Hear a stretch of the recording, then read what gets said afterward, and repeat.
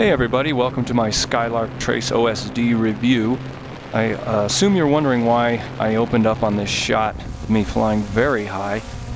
The reason being is I wanted to show how well my quadcopter flew before installing the Skylark Trace OSD system.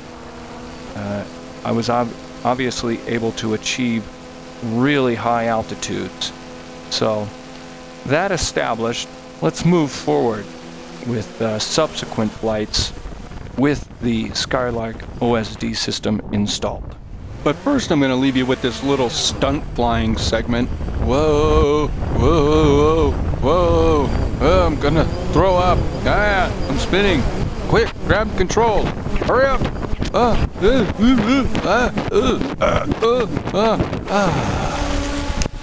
So anyways, as you can see, the quad was flying pretty good. Fast forward 4 days. First mission with the new on-screen display. One of the things I like to do is take promotional videos for my aerial photography company. I saw this parking lot was being redone, so I thought, hey, I'll take some photographs of this parking lot. I had just installed the OSD system and really didn't think it would affect the flight of the vehicle. But boy, was I ever wrong. You'll notice that all of a sudden, the thing just starts taking off to the right very quickly. So I was destined to crash, so the thing I floored it and I got some altitude. Figured, all right, let's get some altitude, get our bearings. At this point I was flying FPV, which is really good because I'm sure I would have crashed if I weren't. You can see randomly, the quad is just going freaking nuts. So then it started going backwards. So I pushed it forward and you can see, I mean, it's just really dipping far. I mean, it wasn't that windy out, there was a little breeze, but just insane.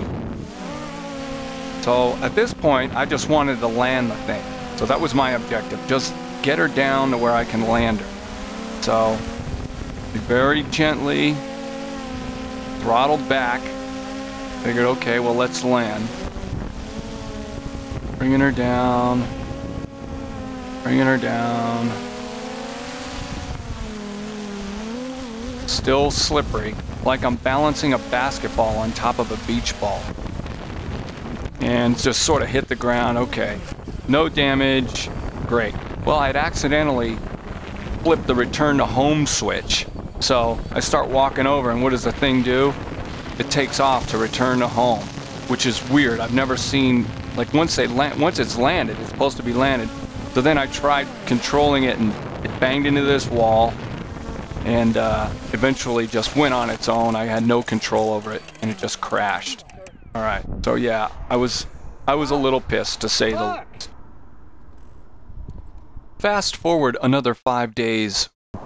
Parking lot mission.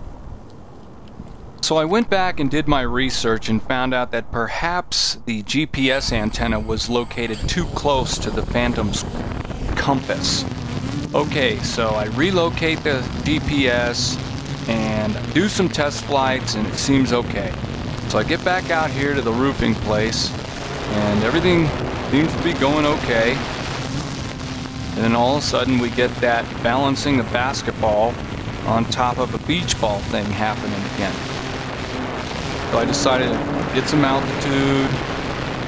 Here we are, I'm going to get some pictures and it starts drifting backwards. And just sort of keeps kind of going. Alright, so now it's just going on its own, right there, it's just going. So I try and bring it back again. I'm flying FPV, and it's just swinging around, and it's going all over the place.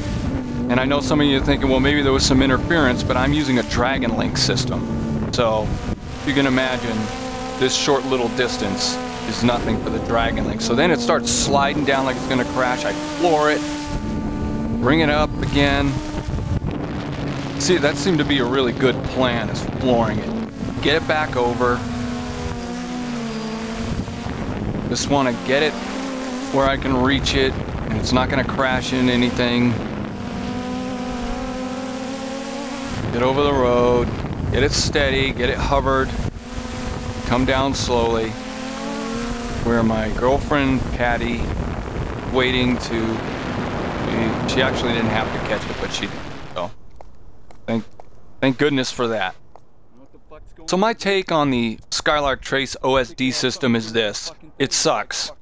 Basically, for whatever reason, it rendered my quadcopter inoperable.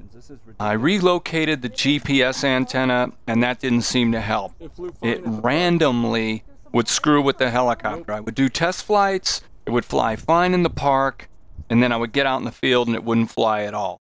Keep in mind that normally my quadcopter flies solid as a rock. I've got a Dragon Link system installed that I've got probably 20 flights using the Dragon Link system. That's rock solid. Everything is rock solid.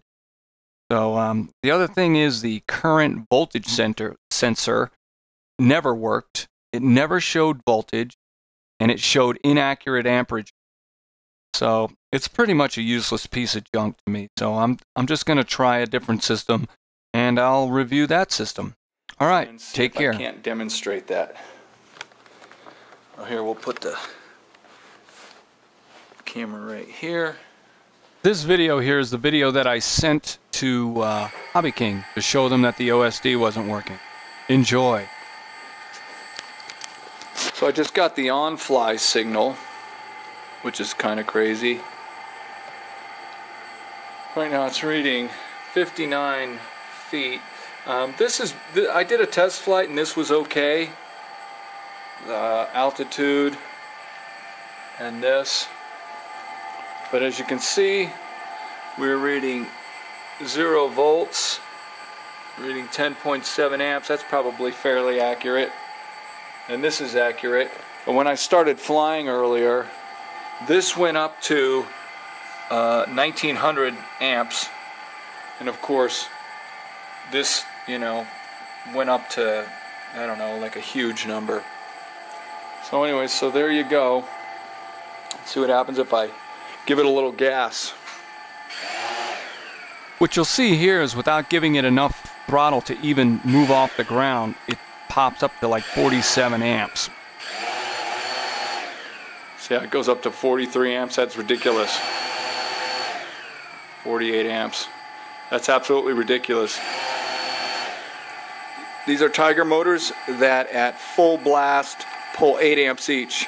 So this quad should be pulling no more than 33 or 34 amps total at full throttle. And you can see when I blip the throttle,